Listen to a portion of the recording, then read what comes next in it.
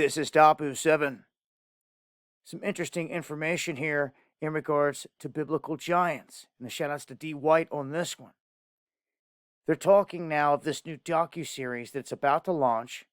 And in it, they're going to release new findings in terms of what they have found in these expeditions beginning in Israel, looking for these biblical giants. But they give away some clues here as to the places that they were at and some of the findings here thus far. Now you're looking at a site called Gilgal Rapham.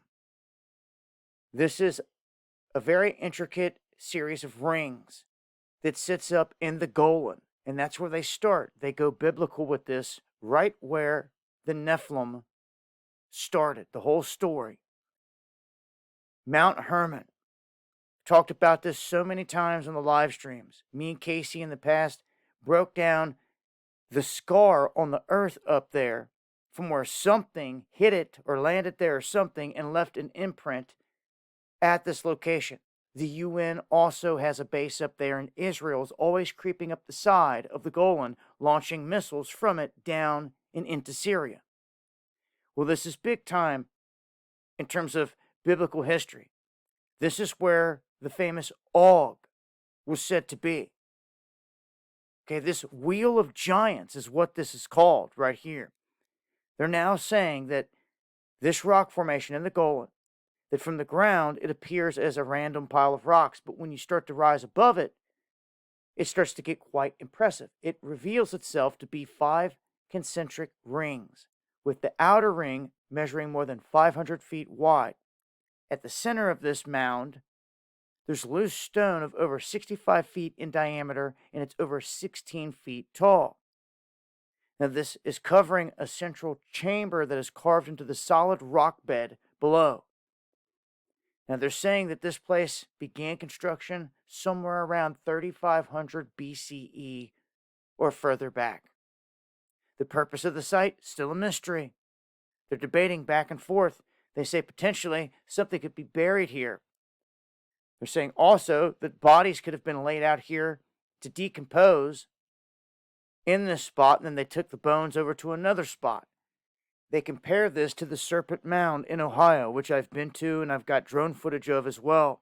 They say the name Bashan is derived from the Proto-Semitic root Ugaritic term meaning serpent. And they say that there are significant findings here that the entranceway to the center looks out to the sunrise of the summer solstice. Now they're saying that there's notches in the walls that are indicating the spring and the fall equinoxes. Other markings here indicating star rises, showing that they were tracking all this way back then, and they had the intelligence to do so.